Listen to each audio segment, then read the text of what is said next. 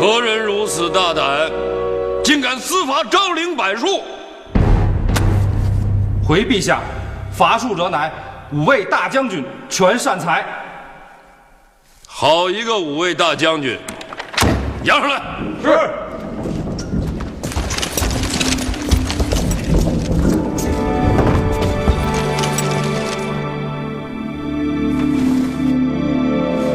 全善才，你可知罪？陛下，罪臣知罪，罪不容诛。罪臣之父，辛默。罪臣家贫，无钱买官。罪臣自食伐树，为父置官下葬。不想误入昭陵禁苑，误伐昭陵柏树。罪臣自知死罪，但罪臣绝非有意为之，请陛下明察。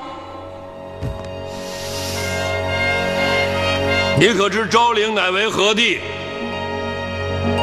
昭陵乃先帝安寝之所在，乃系朕人心孝心之所在，乃系万民敬仰之所在，乃系我大唐祥瑞之所在。昭陵之术，乃昭陵之位。而你却以刀斧尽失之，你欲行孝，却扰先帝于九泉之下，却陷朕于不孝之地。朕若不治你死罪，则朕何以仁孝治天下？罪臣自知罪该万死，罪臣只有一请，望陛下恩准。何请之有？望陛下恩准罪臣，容罪臣将家父先行安葬，营冢祭立，臣心既安，随即赴死，再无一言。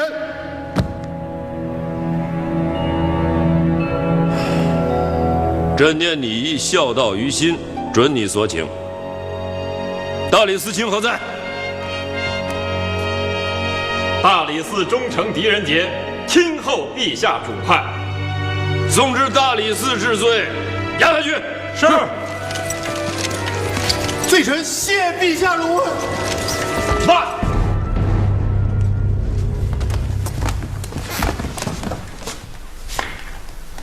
启奏陛下，微臣难从君命。大胆！狄仁杰，你欲在此朝堂之上抗旨不遵吗？回太子殿下，微臣不敢。微臣奉旨司治狱之职，执掌生杀，深知若按律治罪，全善才罪不当诛，故微臣不愿陷陛下为无道之君。休要危言耸听，全善才滥砍昭陵之树，陷朕于大不孝之地，朕将其治罪以告上天，朕何无道之有？陛下，臣闻逆龙颜五人主，自古以为难上之难，但微臣以为不然。于昏君之时则难，而于明君之时则易，如桀纣尧舜之分也。且明主可以礼夺，忠臣勿以为惧。今微臣犯言直谏，若陛下因昭陵一树而杀一大将，1000载之后，世人将如何评说陛下？狄爱卿，此人冒犯先帝陵寝，朕若不加以严惩，世人将如何评说于朕啊？启奏陛下，微臣以为，全善才处罪，乃因欲行孝道，而陛下欲将全善才治罪，亦因欲行孝道，同为欲行孝道，命竟如此之不同焉。微臣以为，陛下乃天下之主，陛下欲行之孝道，乃为大孝之道，而陛下之大孝之道，乃在因先帝之国策，承圣贤之衣钵，置四海于清平，拢万民以归心。今陛下若因权善财误砍昭陵之术，而将其治为死罪，则必人心尽失矣。若人心尽失，则陛下乃因行小孝之道，而失行大孝之道也，望陛下三思。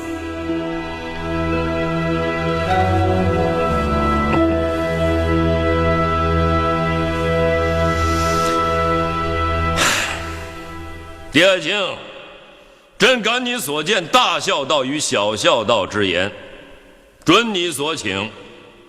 传朕旨意，权善财免死，降爵3等，令其守护昭陵，以赎冒犯先帝陵寝之罪。罪臣谢陛下不杀之恩，罪臣世世代代永记陛下在上之德。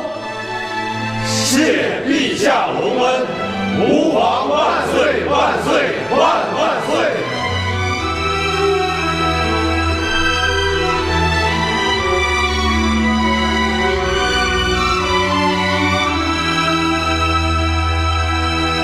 陛下，媚娘，这狄仁杰任大理城期间，断案17000余件，居然无一人喊冤，简直是奇迹啊！如此看来，我们要想不留他在身边还不行了。陛下慧眼识人呢，英明果断，臣妾佩服。媚娘，其实你也很欣赏他，是不是？此人断案深明大理，确系你我之同道。传朕旨意，调大理城狄仁杰出任侍御史之职。遵旨。贤儿好于显事，在权善财一事上，更不加思量，妄自附和，有失妥当。此事若放在红儿身上，他必定会劝朕三思。即便不能如狄仁杰一般善加劝谏，却也不会出言不逊。贤儿与红儿性格不同，遇事态度亦不同。陛下虽然让他监国，而臣妾却不敢放手让他理政。红儿自幼便被立为太子，得陛下教训良多，而贤儿刚刚册封不久，要学之事实在太多。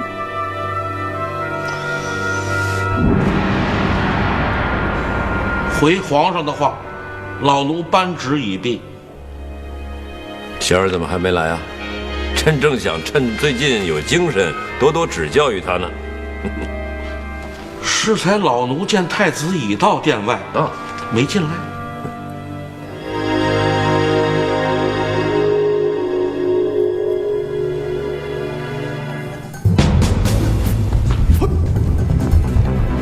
为何总将我比之于李弘？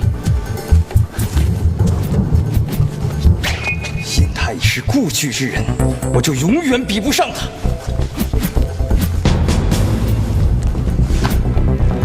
我若不言，既显孤僻；我若争先，既成卖弄。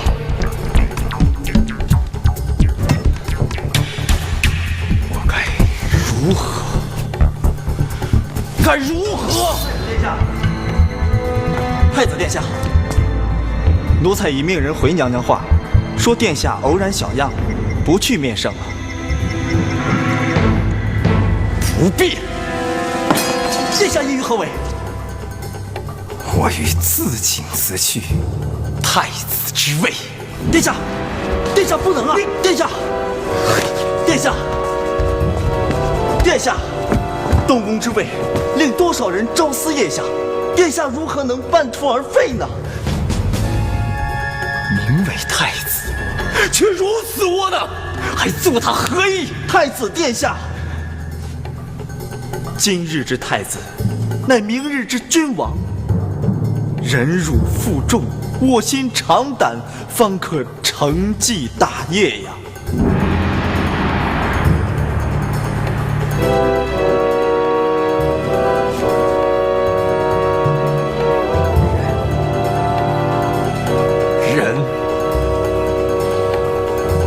何悔？人到何时？臣狄仁杰参见陛下。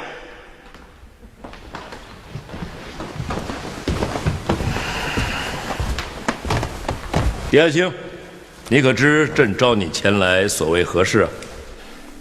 微臣不敢妄测圣意，还望陛下明示。狄爱卿，你于朝堂之上屡次犯言直谏，你是要看看朕到底是不是明君吗？回陛下，不光是微臣要看陛下是不是明君，而是天下人皆欲看到陛下是为明君。如你所言，朕到底算不算明君呢？陛下从善如流，不以威掩过，且明法度而重实据，此皆明君之所为，令微臣心服之至。朕召你前来，不是要听你捧朕的，而是要你对朕施政得失尽直言。臣遵旨回禀陛下。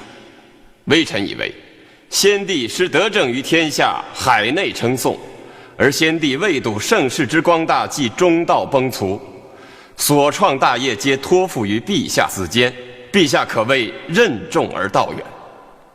陛下继位以来，一直奉行宽裕养民之策，致使天下归心。臣以为，今后陛下应将仁政进行扩展，息兵轻赋，择贤治吏。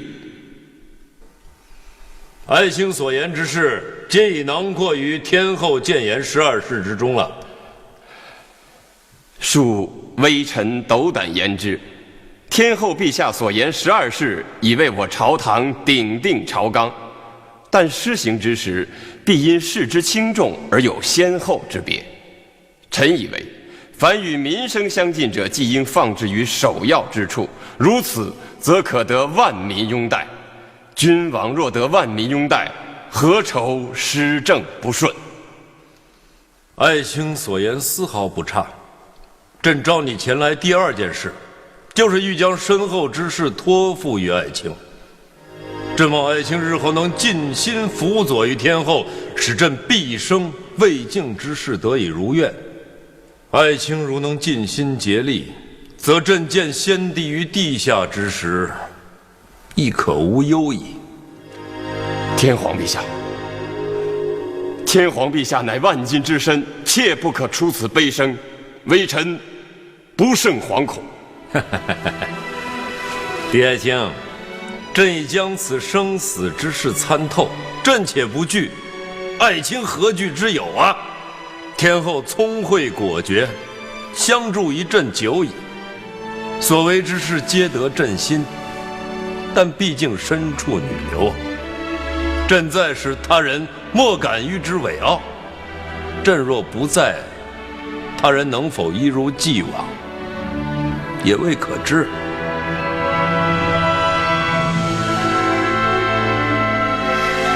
朕要爱卿以大唐社稷生民为祭，做天后身边的贤相。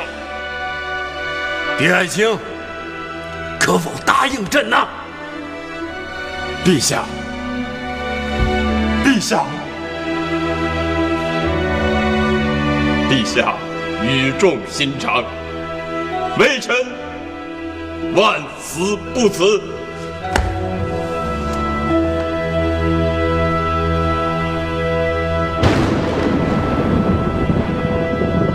此次薛仁贵等4人奉旨征讨叛逆，挥军不利，坐失良机，致使大军败绩，伤亡惨重。你3人逃命而回，王孝杰生死未卜，尔等有负朕之重托，以致祸夷生民，其罪之重，此生无还，着将薛仁贵等3人斩决，以正国威。天皇陛下，微臣启奏陛下，此次王孝杰、薛仁贵等奉旨出征，身处险恶之地，面对凶恶之人，此役虽败，但诸将忠心未泯，故微臣恳请天皇陛下开恩，免诸将一死，令诸将戴罪立功。天皇陛下，王孝杰、薛仁贵诸将久戍边关，外以为诸将威名久矣。今诸将虽身背败将之名，但其忠心依旧，骁勇依旧，仍乃我大唐靖边御武必不可少之人。故老臣恳请天皇陛下收回成命，恩准诸将戴罪立功。天皇陛下，微臣复议裴大人之言。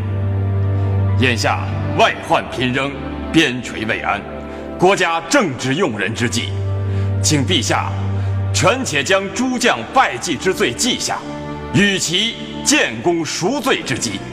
故微臣恳请天皇陛下收回成命。天皇陛下，微臣复议裴大人、狄大人之言，恳请天皇陛下收回成命。臣等恳请天皇陛下收回成命。尔等一口一个恳请朕收回成命，可知此一之败，令一邦将如何是我大唐？若将在外不思建功于国，只求回朝开罪，朕之疆土将以何而保？败而不斩，我大唐将再无胜战。朕意已决，尔等不必多言。传旨，速将薛仁贵等人押赴大理寺，等候求决。退朝。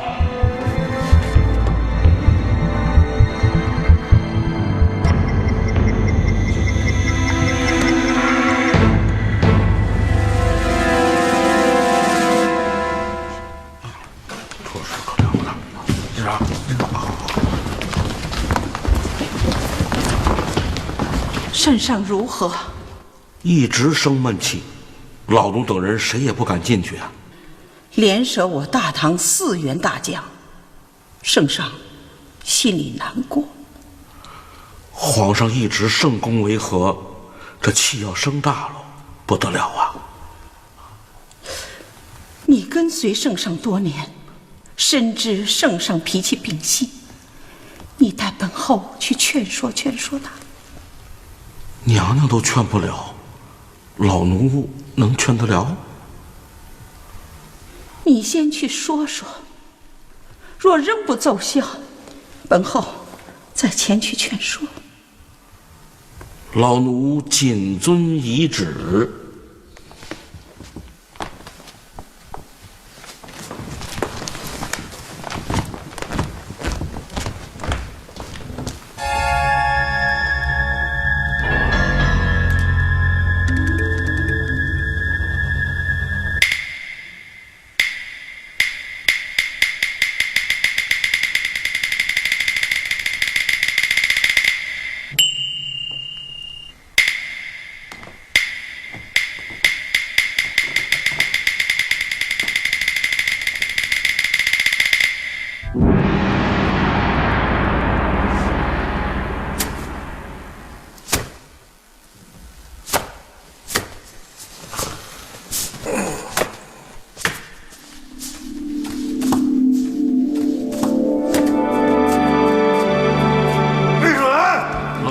在，朕说过没有？任何人不得在此搅扰于朕。你久视圣功，如何不懂规矩啊？皇上息怒，容老奴说清缘由。这金盔乃先帝心爱之物，先帝辞世，将此宝贝传至于皇上。老奴想，皇上也定会将此金盔视为镇朝之宝。你这是要跟朕说什么呀？前言不搭后语。皇上容老奴把话说完。老奴见金盔上有些许尘土，生怕皇上见了生气，所以上前扫扫灰尘。早不扫，晚不扫，为何此时来搅扰于朕啊？老奴猜想啊，说不定明日一早，皇上就身披金甲，头戴金盔，御驾亲征。若一旦发现这盔甲上有灰尘，问罪下来亦是老奴之罪，故而老奴先将尘土扫去，以免明日罪及自身，望陛下明察。何人说过朕明日即要御驾亲征啊？何人这么大胆子？皇上息怒，老奴纯是妄测圣意，望皇上看在老奴从先帝朝伊始鞍前马后跟随圣公的份上，恕老奴妄测之罪。你编不出这等胡言，赶快与朕说清缘由。此话为何人所讲？此话确系老奴私揣圣意，与他人无干。你好大的胆子！老奴说的是实话。朝中的大将都让皇上杀了，那皇上不出征，谁能出征？请皇上三思。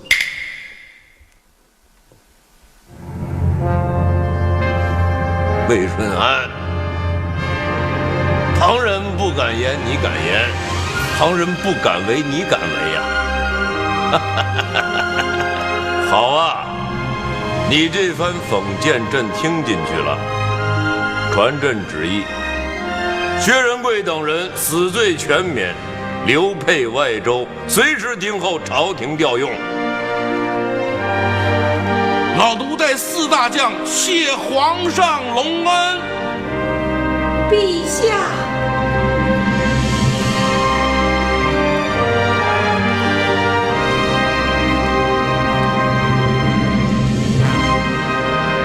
谢陛下隆恩。谢皇上隆恩。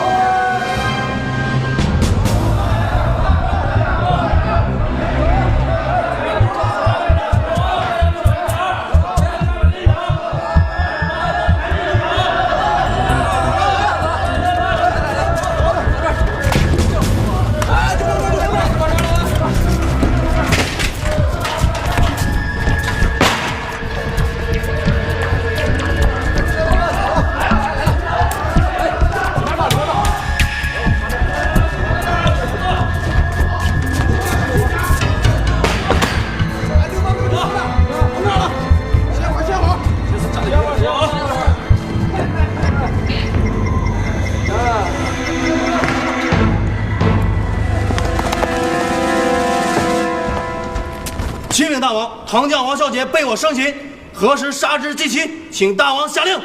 哼哼，本王要亲眼看看这位大名鼎鼎的王将军，把他带进来。是。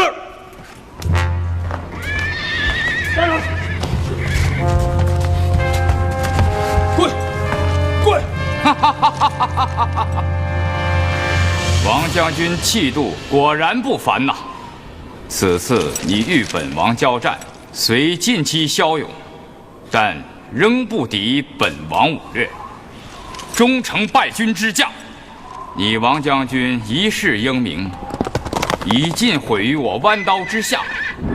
本王惜你是位英雄好汉，只要你肯纳降称臣，效忠于本王，本王不但保你不死，还保你享尽荣华富贵。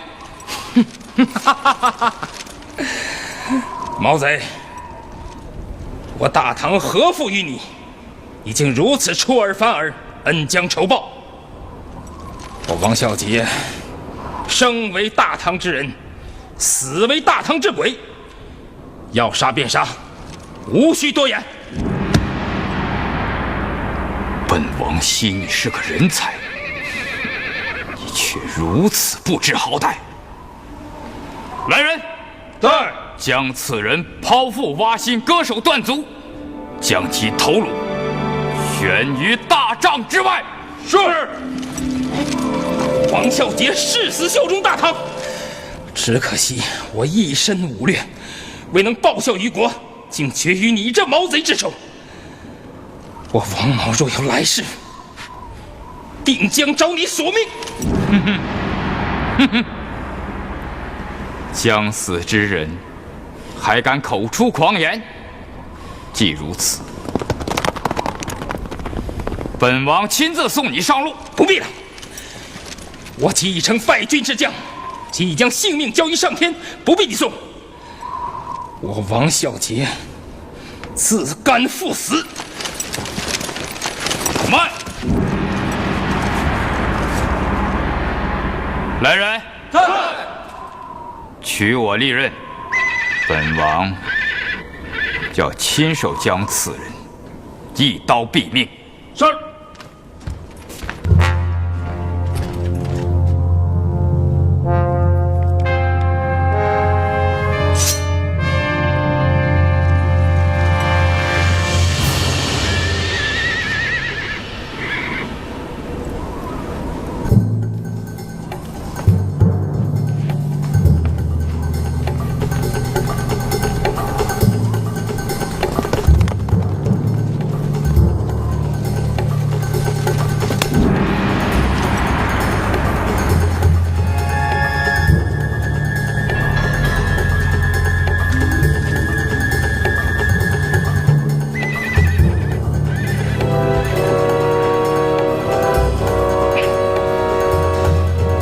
毛贼，还不快快动手！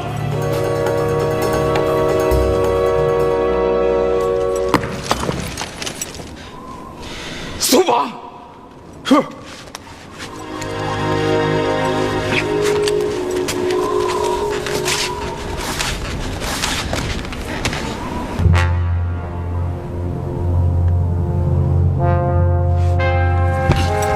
你何故如此？王将军，本王想不到，你与本王之父竟如此相像。本王见你相貌，犹如我父王重现于世。王将军，请受我一拜。大王请起。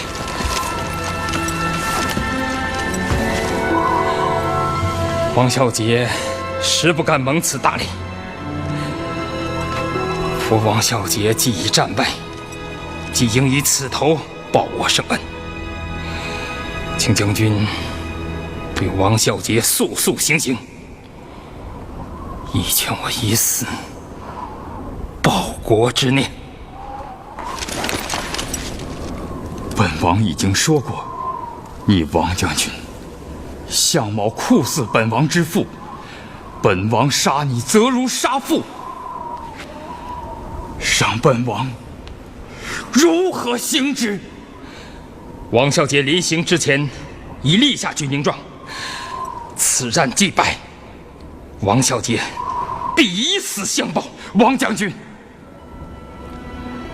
你大唐有言，将在外，君命有所不受，更何况是在我军中？你既与我父王相像，本王就以对我父王之礼待之。你大唐奉行周礼，以孝为先，那王将军就成全本王这片孝心吧。大王，这万万不可！王将军，你不必担心，本王既得王将军，再不会与大唐为敌。明日本王就将大军撤回。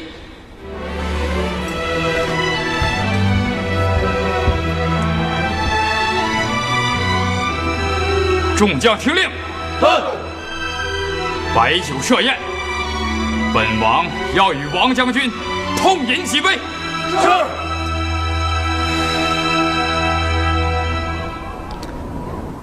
启禀天后陛下，微臣所管掖庭学馆之学子学业已成，此一干人等将如何任用，请天后陛下定夺。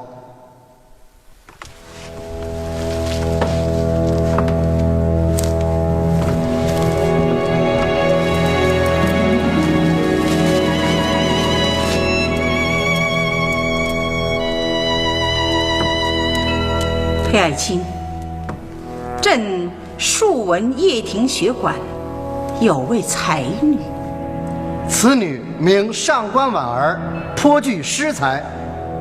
上官婉儿，此人何在？回天后陛下，掖庭学馆学子皆在殿外等候。传上官婉儿入境。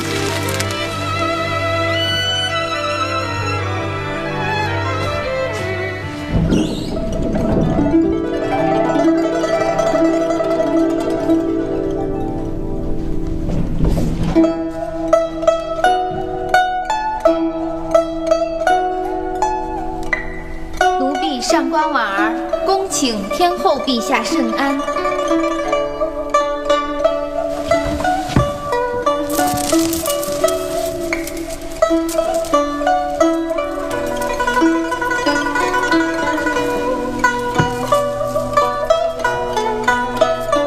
上官婉儿，奴婢在。过来，到朕跟前来。是天后陛下。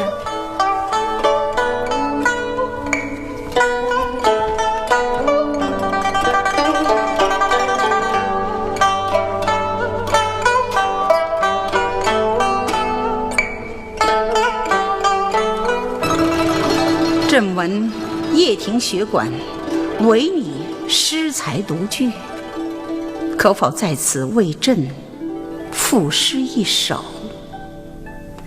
请天后陛下出题。朕喜爱百花，就命你以花为题，赋诗一首。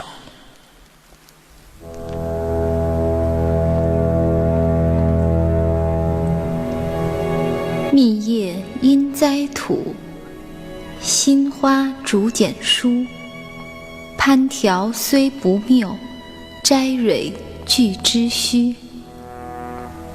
春至犹来发，秋还未肯疏。借问桃江里，香乱欲何如？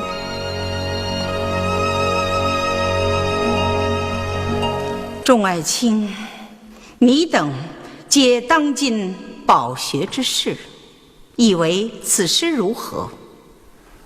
回天后陛下，此诗风韵清雅，别具一格，正所谓诗如其人。启奏天后陛下，知臣以为此诗韵味独特，既得乐府之神，又得魏晋之气。若将此诗传之于世，是否可引领一代诗风，也未可知呀。如此说来，确是一首好诗。上官婉儿，最后两句“借问桃江里，香乱欲何如”，倒是何意呀？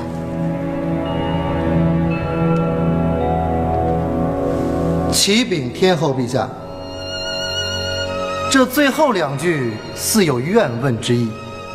本是以诗言花开之态，若如此，则桃李争艳，繁花似锦。但此诗却以香乱二字言之，似有影射之嫌。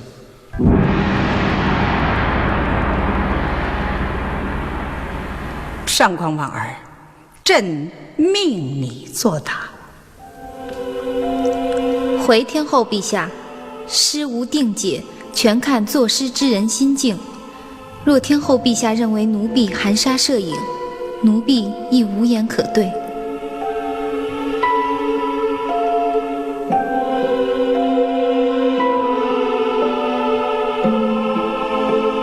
几行诗句，即便有怨，无伤社稷，众爱卿不必介意。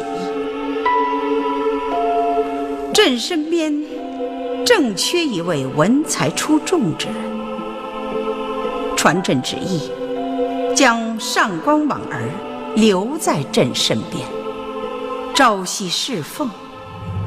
日后众爱卿有奏本，须上奏于朕，即可先由上官婉儿替朕预览，择其要告之于朕。启禀天后陛下，臣以为不妥。有何不妥？婢女上官婉儿乃罪臣上官仪之孙女，其祖父曾谋划废黜天后陛下后位之事，获罪遭诛。其父上官庭之亦紧随上官仪与天后陛下为敌，此二人因罪受戮，其族人必心怀怨恨。今天后陛下欲令其孙上官婉儿侍奉于圣公之侧，实令臣等于心不安，故微臣恳请天后陛下收回成命。启禀天后陛下，直臣复以裴大人之言，为我大唐朝堂及后宫之安平，恳请天后陛下收回成命。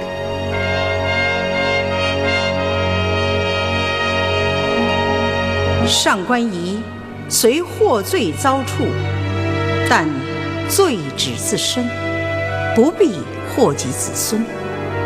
朕与天皇久具求贤之心，若因其祖辈之罪而令后代蒙尘一世，非明君之范。前日天皇陛下下诏，已将长孙无忌等人之罪赦免之，子孙重上朝堂。既如此，朕如何容不得上官仪之孙？众爱卿不必多言，朕意已决，即令上官婉儿入宫，在朕身前侍奉。天后陛下圣明。天后陛下心胸有如天空海阔，微臣亲服之至。奴婢深谢天后陛下知遇之恩。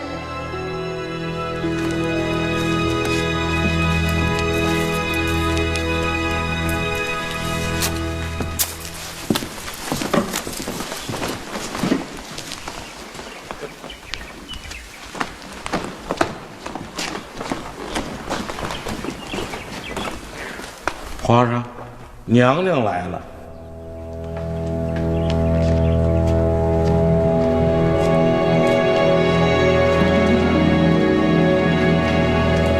陛下，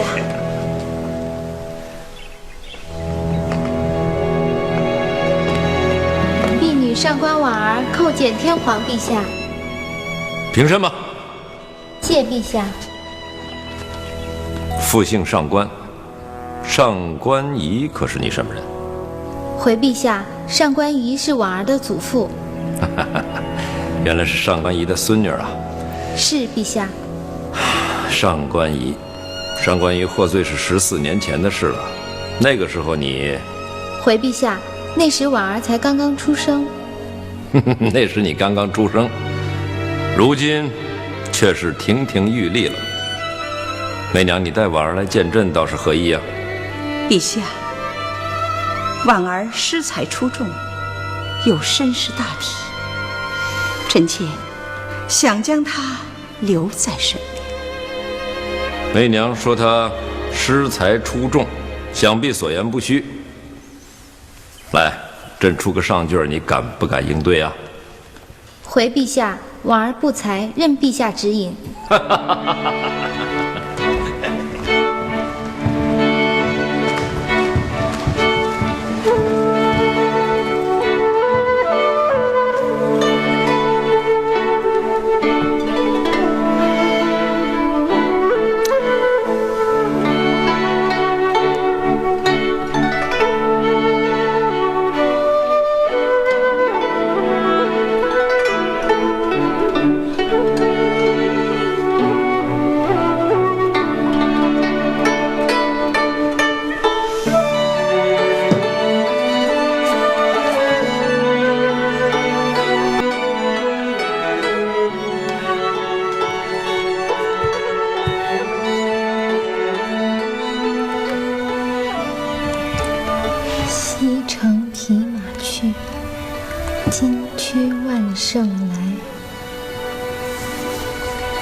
婉儿以为陛下引先帝之举，意在追随于先帝，开创千秋大业。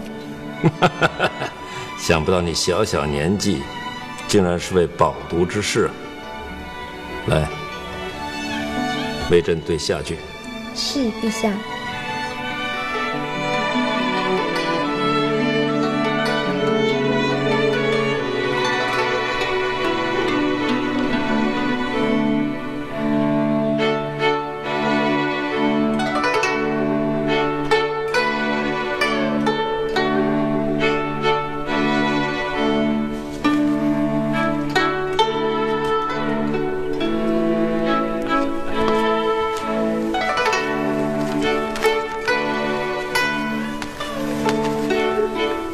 智者则良士，明君必怀仁。这两处先帝之句对得好啊！10几年前，上官仪诗文誉满天下，时称上官体，学子争相效仿。朕看你应对自如，自家溢美，不愧是上官仪的后人呐！陛下，方才臣妾所请，陛下可否应允？好啊，此举一可显你我胸襟气度，二可告天下惜才之心，又得才女于侧，真可谓一举三得呀！朕准你所请。王儿，过来。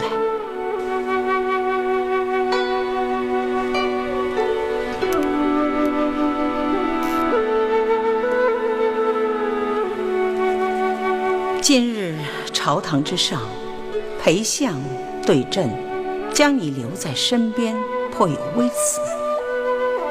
你对此有何感想？众臣之言皆为守职之故，婉儿并未记之于心。裴相因你祖你父皆为朝廷罪臣，故而担心朕令仇敌之后人侍奉于朕宫之侧，则朕有不虞之危。对此，你可有言于朕？回天后陛下，婉儿乃一女儿之身，身处势必之列，莫说天后陛下，就是一般常人，婉儿又能奈何谁人？你虽无此力，难道亦无仇恨之心？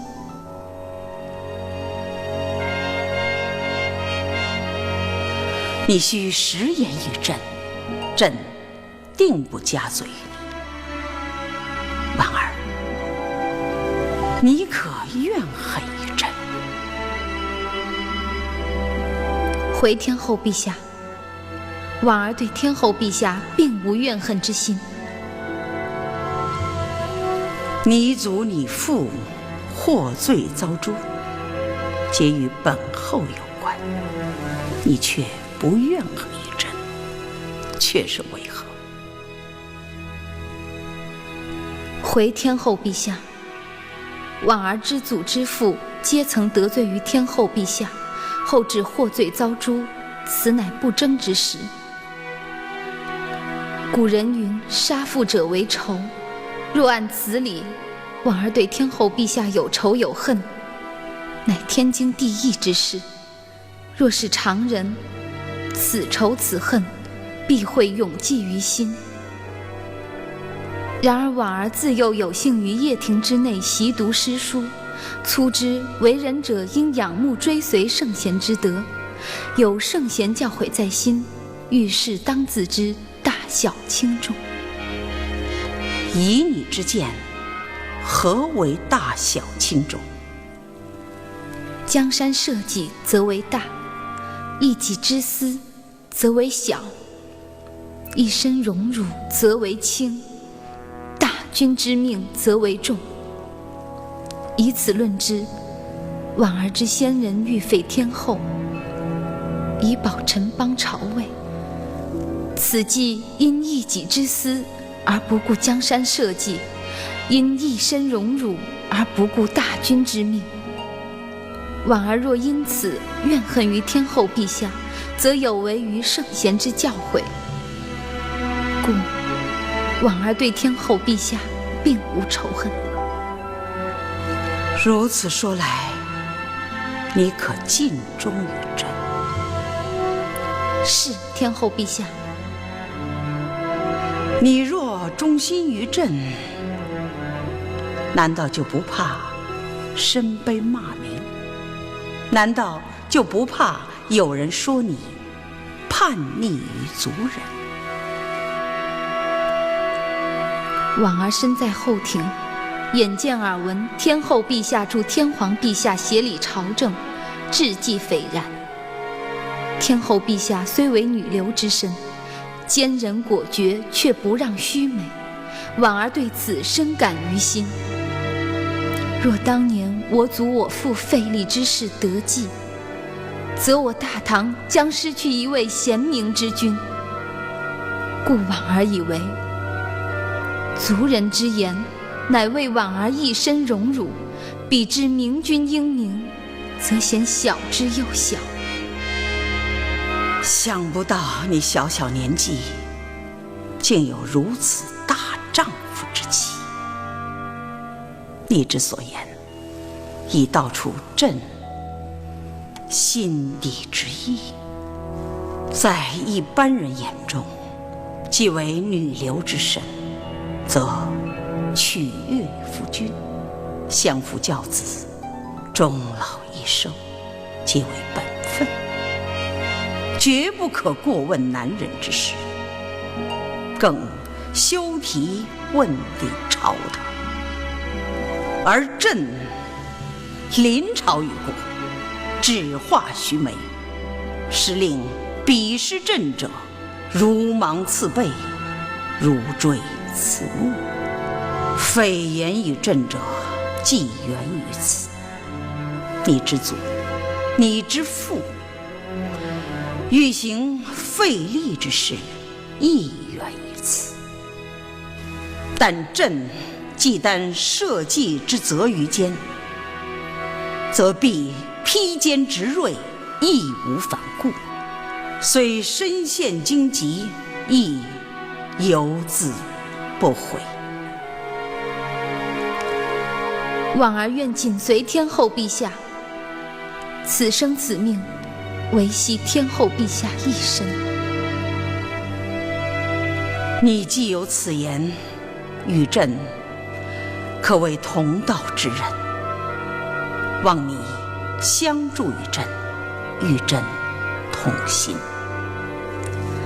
婉儿深谢天后陛下看重，今生今世定不负天后陛下。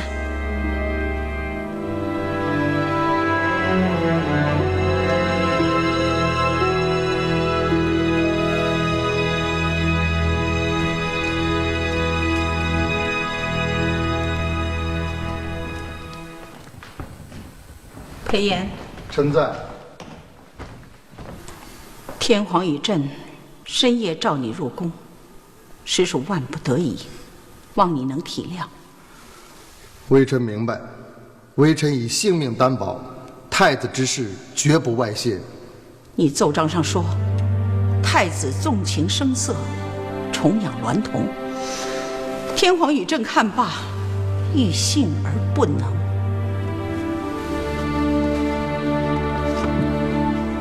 臣知闻此事已久，一直不敢禀报，但是思之再三。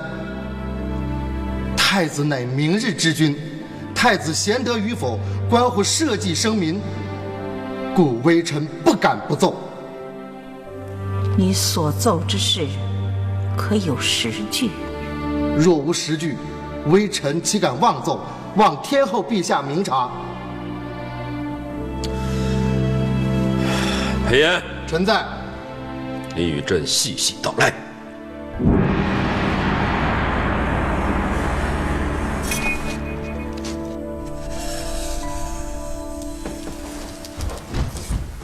启禀太子殿下，裴相请见。裴相此来，所谓何事？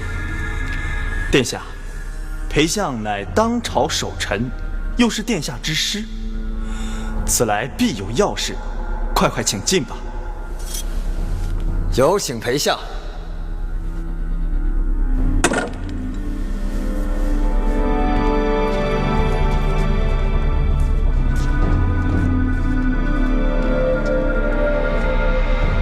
太子殿下在上，裴言有礼了。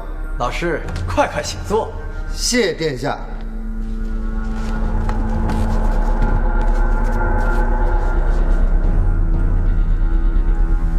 老师前来必有要事，请直言。裴言奉旨前来，乃守职之所为。若言语有冒犯之处，还望殿下海涵。老师不必过谦，寡人自当洗耳。太子殿下，自古东宫之位，看似至尊至贵，实则危如累卵。殿下须慎之再慎于今日，方可保言传手气于明天。故微臣以为，殿下一不可处处与圣意相违，二不可事事凭义气用事。唯如此，方可保殿下安居东宫之位。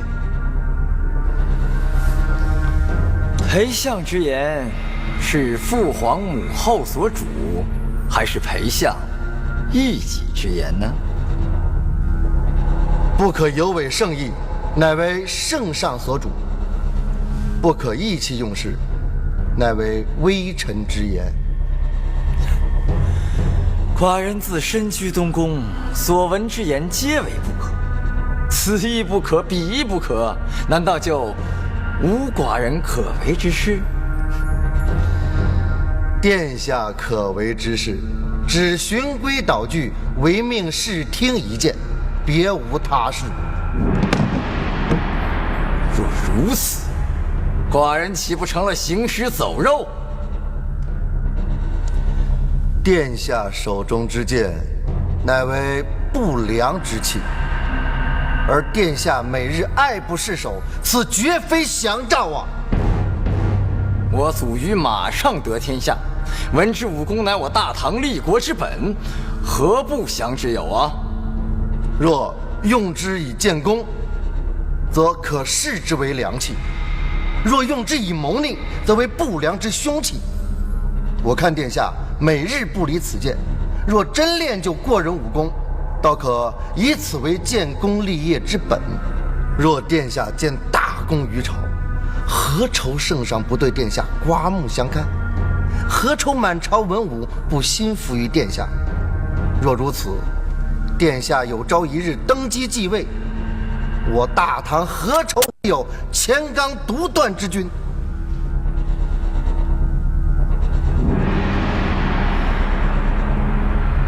寡人总算有可为之事了。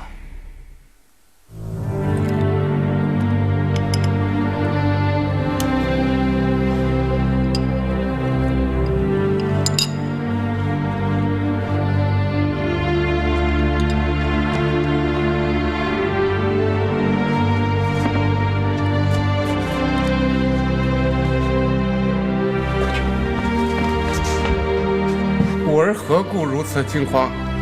天皇和天后陛下来看望父亲，已到门外。快扶为父，恭迎圣驾。皇，去。华清，免礼。天皇，免礼。天后，老臣我。郝爱卿，你为国事操劳而病，朕与天后今日前来，全表挂念之意。爱卿切莫与国事劳心，安心静养，以期早日返回朝堂。谢天皇陛下。婉儿，在。郝大人，这些药是天后陛下命太医专为大人配制，请大人静纳。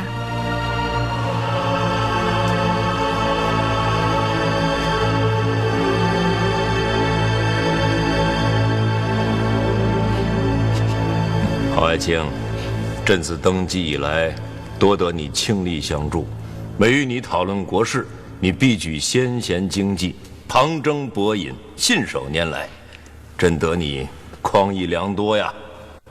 老臣得先帝之托，不敢有丝毫懈怠。天皇陛下如此褒奖老臣，老臣此生再无憾事了。郝大人，您忠诚于大唐社稷，参与朝政数10年，甚得大臣之体，可说是我朝第一贤臣。天皇与本后每提及大人，皆感怀于心。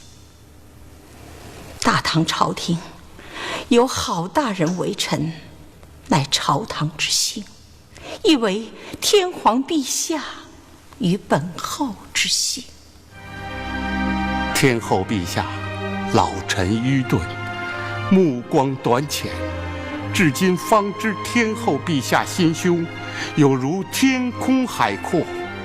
天后陛下不以私怨待人，至诚至信，老臣感佩至至，请天后陛下恕老臣往日无礼了。郝大人言重了，您对大唐、对天皇陛下一片忠信，天日可见。以往之事，皆郝大人守职之所为，本后谢犹不及，何怪罪之有？天皇天后陛下，郝爱卿是否有言托付于朕？天皇天后陛下，老臣怕是不能再为陛下效力，望天皇陛下保重龙体。我大唐社稷离不开陛下，老臣也望天后陛下再施才华，多多辅佐于天皇陛下。郝爱卿，你这番肺腑之言，朕皆记之于心，请安心养病，朕与天后择日再来看你。陛下，妾身对郝大人有一不诚之情。天后陛下，请直言，老臣万死不辞。本后寓所郝大人遗物，不知郝大人可否割爱？老臣为陛下之臣，此身内外皆属陛下所有，请下谕旨。本后欲求郝大人那件百纳之衣。天后陛下，老臣不敢。郝大人，您律己崇德，节俭朴素，一直为我朝堂之楷模。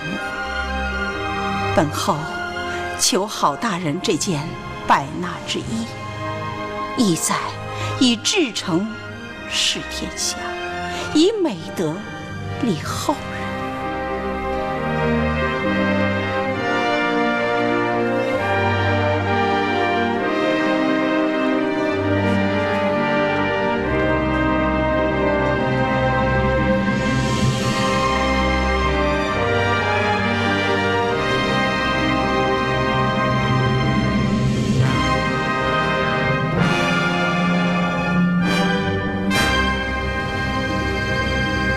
本后谢过郝大人。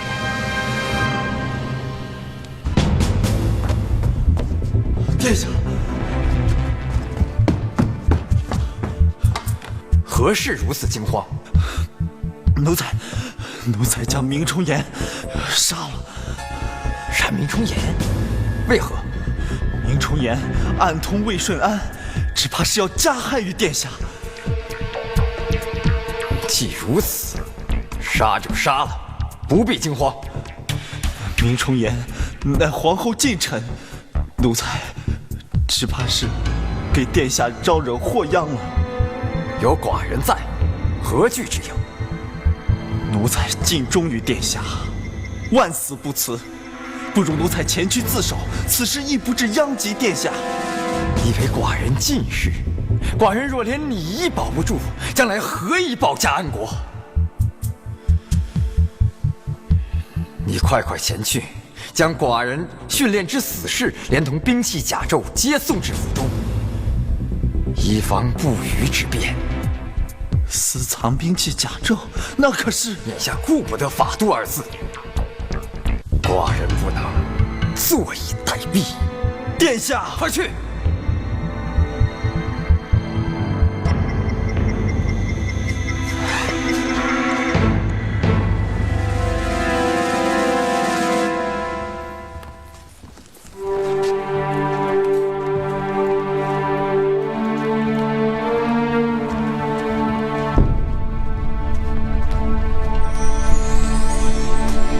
打开。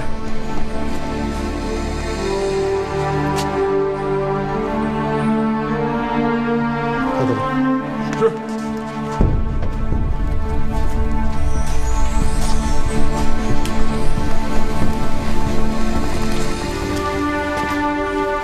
回天后陛下，尸体是从明冲岩回家的路上被发现的。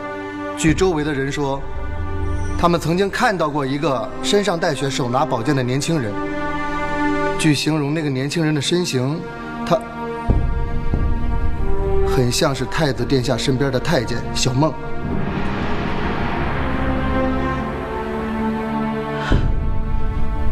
天皇龙体不适，朕只能尽量隐瞒。朕还极力让太子悔过，赐他少阳正饭，予以提醒，但是他却无动于衷。朕多次派人叫他进宫来，他却推病拒绝。朕不知道如何是好。明冲岩假称道术迷惑愚人，骗取钱财，天后念他当年的功劳，屡屡放过不究。如今死于非命，也算是罪有应得。臣可代为处理，令他家人闭口收尸，就此了结。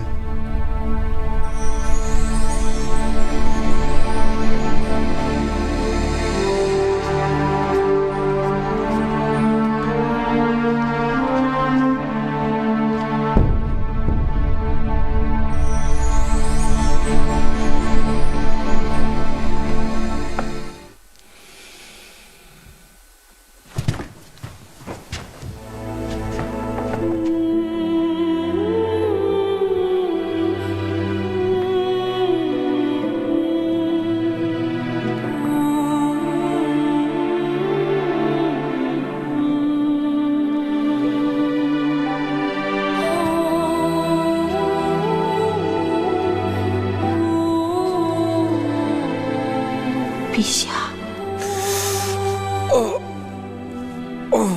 媚娘，陛下，陛下是否做梦了？朕梦见贤儿了。贤儿怪朕老拿她跟红儿比。梦乃心头想，陛下多虑了。贤儿还是不肯进宫和咱们见面。这孩子从事事争先到默默不言呢，朕疏忽他了。要是及早发现，也不至于到今日不可收拾啊。这怎是天皇之错？天皇本来龙体不适，稍有精神就忙于国事，臣妾实乃于心不忍。说起儿女，是臣妾之错。贤儿幼小时，臣妾无暇关怀，后来生了贤儿、淡儿，又分散精力，冷落于他。媚娘，你何必为了宽朕的心责怪自己呢？是陛下，是臣妾之错。朕现在真想没见过裴炎的奏章，或者看见了就当是笑话，扔到火盆里烧了。视而不见，不是天皇之品行。贤儿要是行得正，做得对，怎么会受人一柄？说来说去，还是自作孽呀。陛下，也稍歇息歇息，臣妾去就来。那贤儿，臣妾明白，臣妾会妥善安排。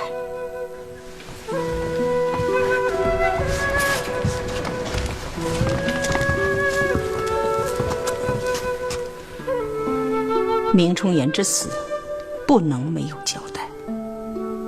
你立即带人捉拿凶犯，必要时就地正法。臣遵旨。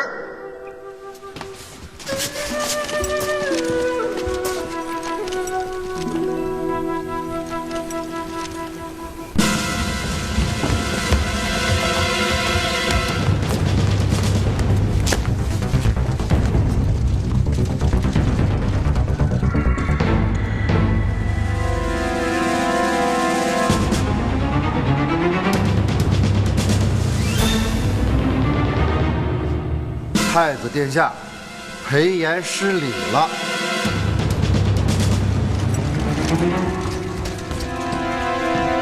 你欲将我如何？微臣奉旨行事，别无其他。至于殿下，全凭圣上与皇后圣裁。难道又要再行废立？微臣已对太子殿下明言，裴炎将所见之事奏报圣上，其他诸事全凭圣裁。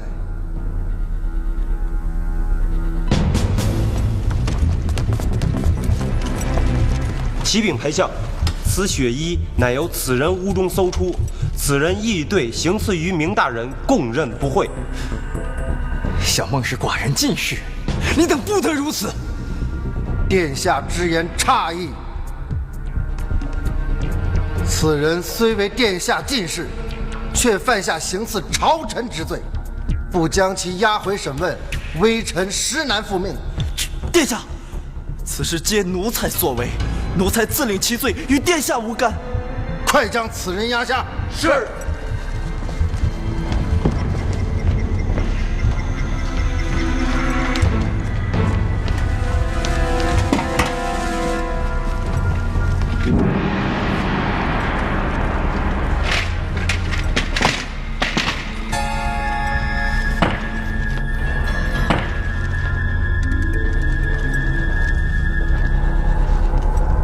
殿下，微臣早就提醒过殿下，此乃不良之气呀。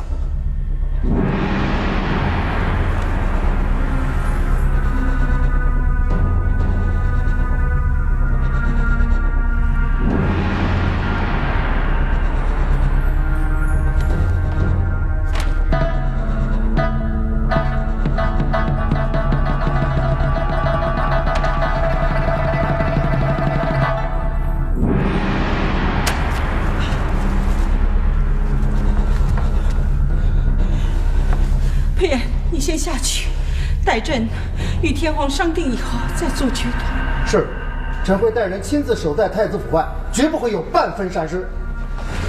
奴才告退，在书房外等候差遣。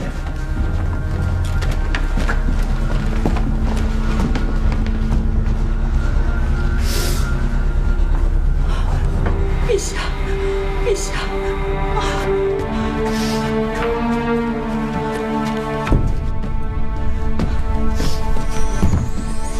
陛下。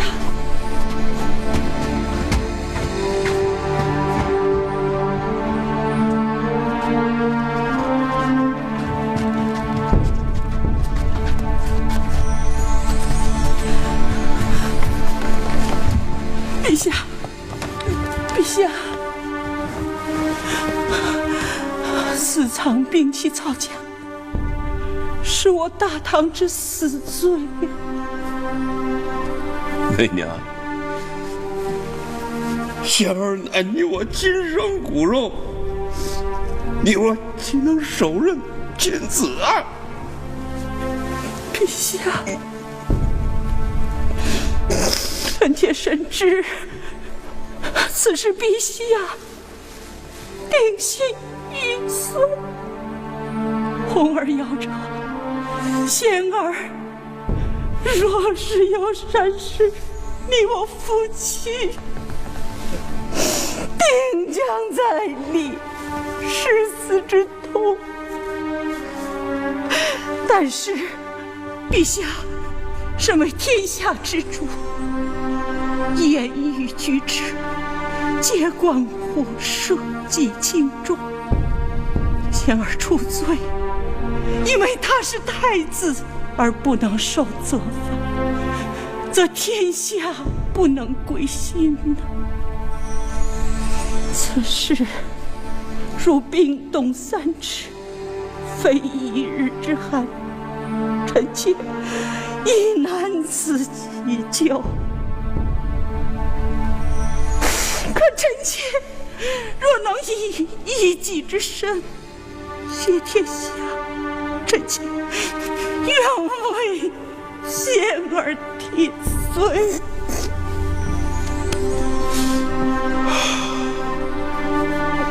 朕想起当年啊，祸起萧墙，先帝决断，大哥承乾4哥李泰获罪而死，实有日后我大唐之清平。今日之事，必效先帝之法而为之。媚娘，媚娘，陛下，此事就交付于你处置，以谢天下，以谢天下呀！李贤获罪，令李治与武媚娘再度失望，他们只好忍痛将李贤废黜，更立3皇子李显为太子。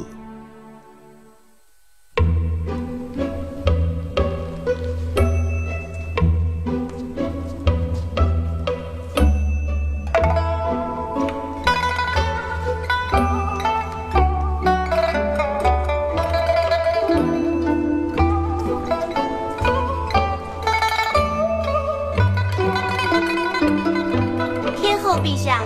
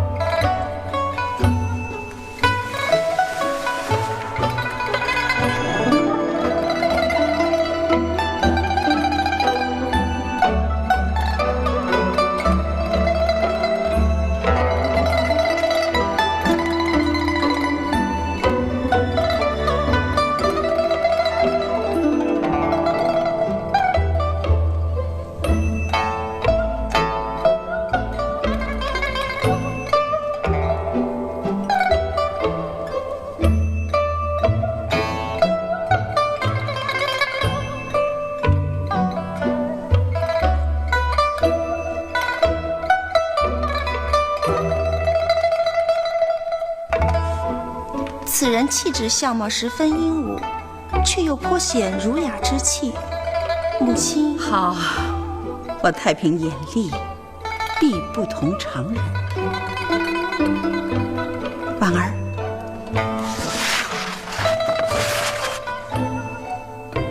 薛绍，光禄4卿薛曜之子，其母为先帝第16女阳城公主。薛家在隋朝时即为显赫望族，与我李家联姻，确属门第相当。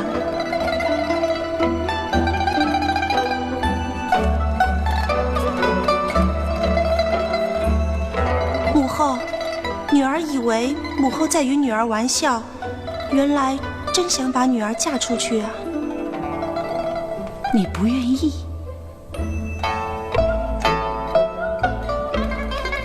女儿大了，寻以夫婿，以求终生之考，此乃人之常情。你虽生在帝王之家，但不可违此常理，此非为娘一己之意。你父皇亦着急此事。我一家2年来屡遭不幸，你若得甚安，则为娘与你父皇可得心安。女儿谨遵母后之意。娶妇得公主，无事娶官府。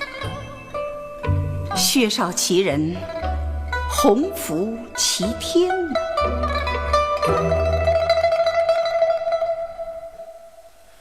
诸位爱卿，此次出征，裴爱卿将阿史那夫念所率之军尽数逐出我大唐疆土，系西陲之兵戈，还社稷以清平。将军功莫大焉，朕心甚慰。传旨，着封裴行俭以仆射之职，赐物8000段。此次凡与裴将军一起出征之将士，一律按功行赏。微臣代众将士深谢天皇陛下隆恩。启奏天皇陛下，微臣有几个不解之问，想请陛下定夺。何事不解？但问无方。微臣以为，此次出征看似全胜，实则大败。爱卿何出此言？细细奏来。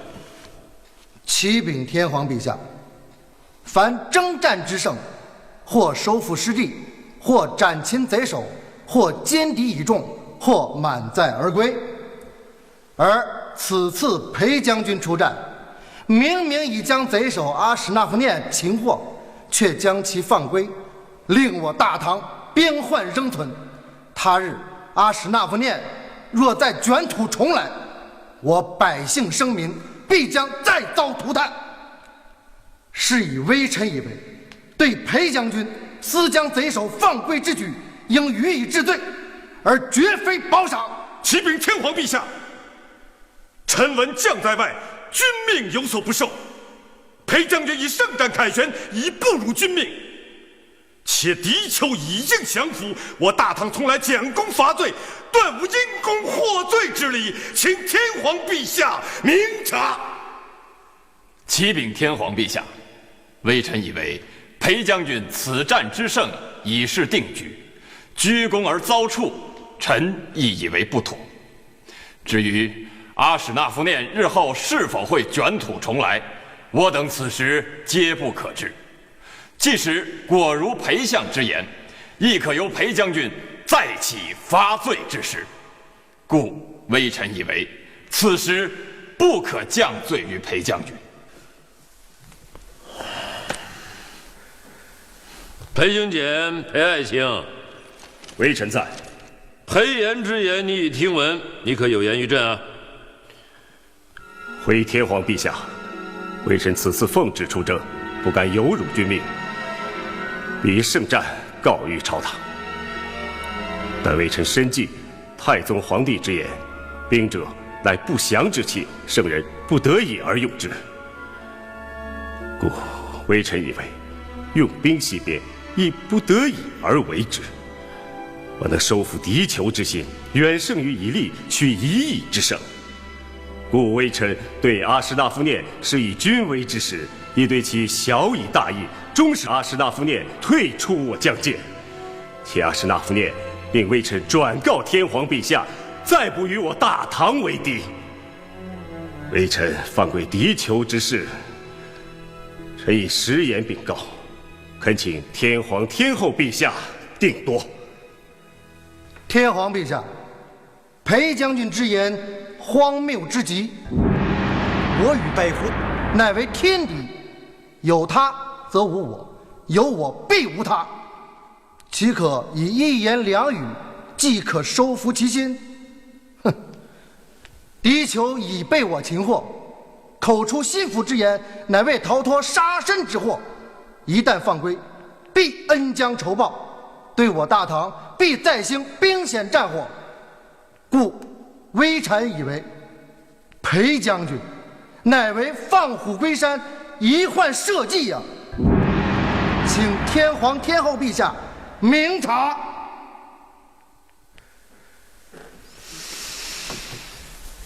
众爱卿以为如何？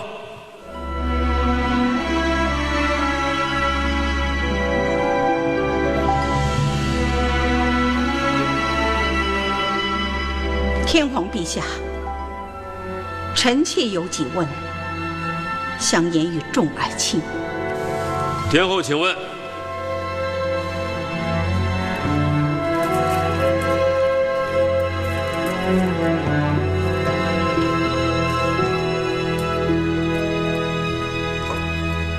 诸位爱卿，本后有几问，想请诸位爱卿如实作答。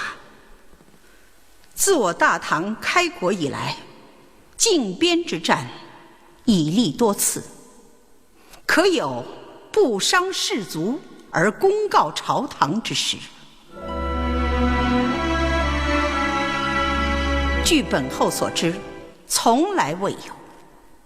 第二问，与我为敌之将，可有向我明言心服之人？据本后所知，亦从来未有。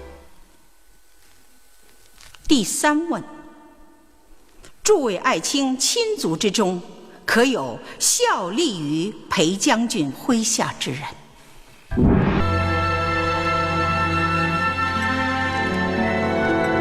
天后陛下，微臣之职乃裴将军帐下参将。启禀天后陛下，微臣之兄乃裴将军帐下副将。天后陛下，微臣启禀天后陛下，微臣之弟在裴将军帐下任职。微臣之兄在裴将军帐下任职。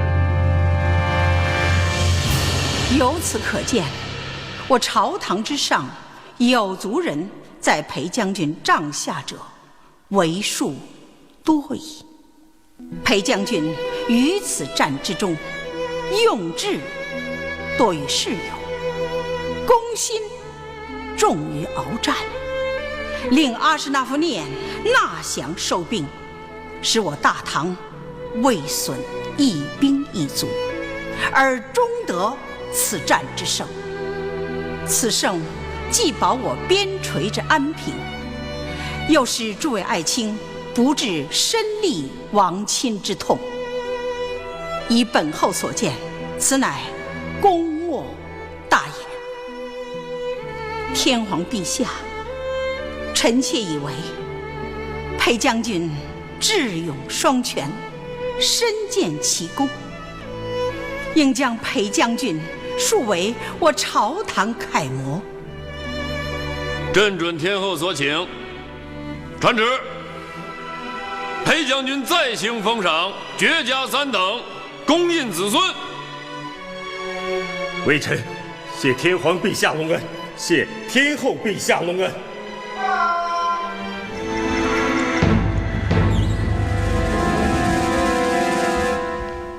何时传报？速速报来！启禀皇上，北胡王阿史那夫念率部族首领数人于殿外负荆请罪，以求永世之好。裴将军不仅善于用兵，亦善收服人心，朕心甚慰。传旨，为我大唐边陲靖安，朕准其纳降。吾皇万岁！万岁！万岁！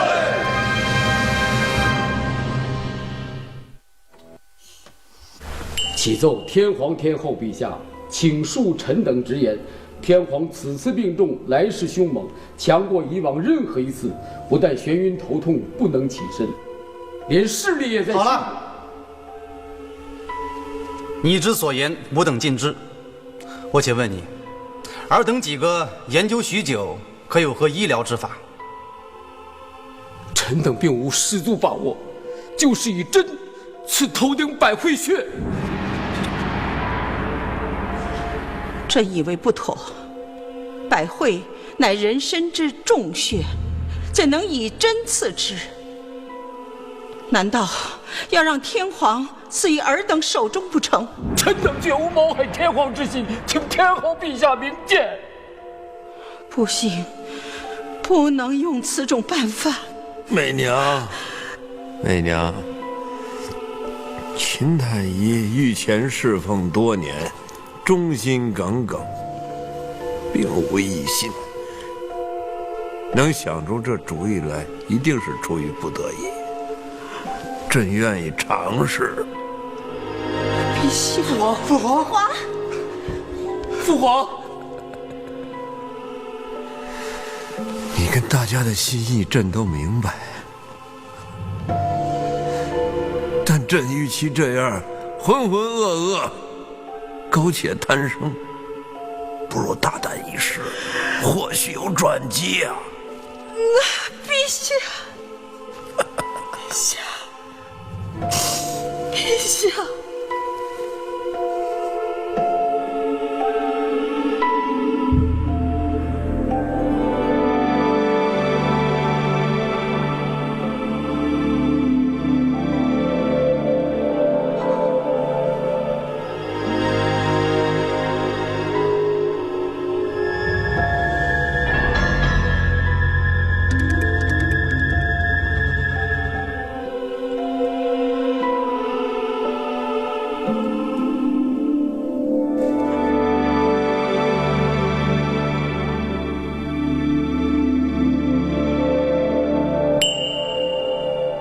媚娘，陛下，朕看见你了。啊，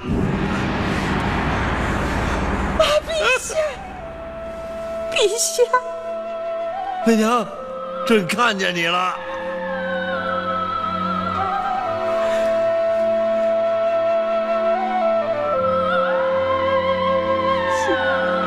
看见你了。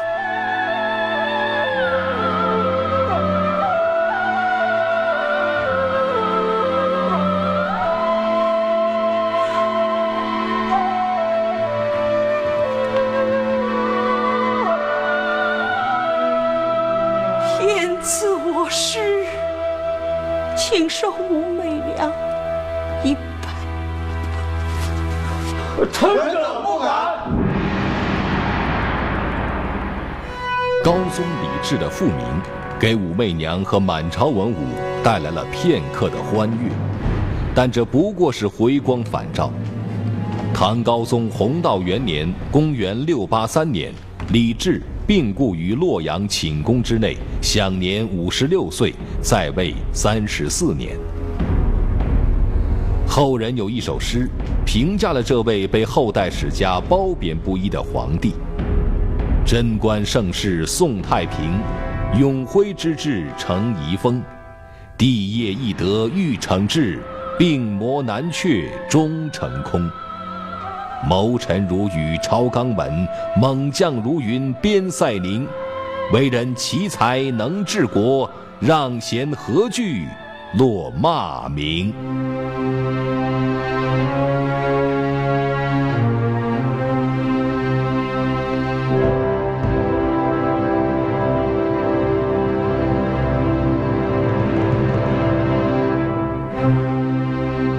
唐高宗李治在临终之前留下了一份遗诏，遗诏上说，令皇太子于灵柩之前继位，陵园制度务从节俭，军国大事有不决者，许天后禁止。令武后最不愿意看到的事情终于发生了。丈夫辞世，她将以双寡之身面对一切。丈夫在遗诏中虽然仍赋予她军国大事的禁止之权，但朝堂之上已有新君继位，她已不再是有圣命所依之人。在她的一生中，此刻再次对今后的命运不得而知。但这个生性倔强的传奇女人，此时已经历了由才人沦为犯迷，由空门重入禁宫，有昭仪跃身皇后，由后宫直入朝堂的非凡历程。她此时虽为双寡之人，但已如根深叶茂之树，足可挺立于风雨之中了。新君继位，百官叩拜。臣等恭请陛下圣母皇太后圣安。吾皇万岁万岁万万岁！众爱卿，请平身。谢陛下。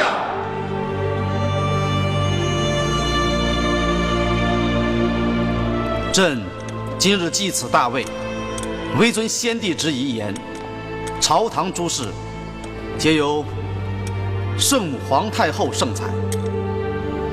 哀家谢陛下礼敬之心。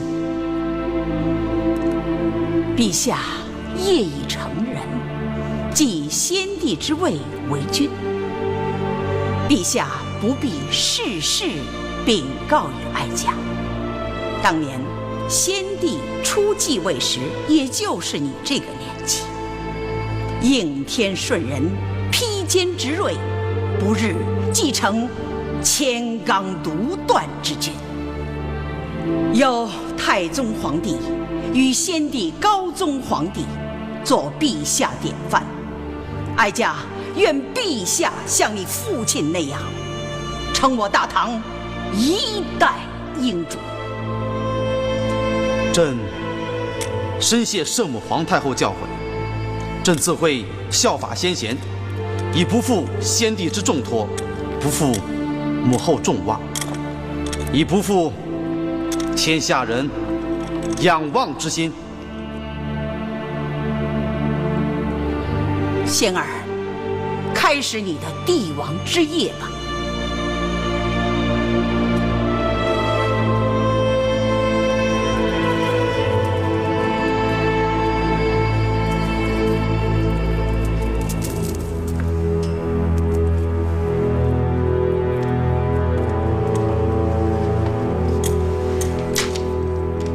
颁旨：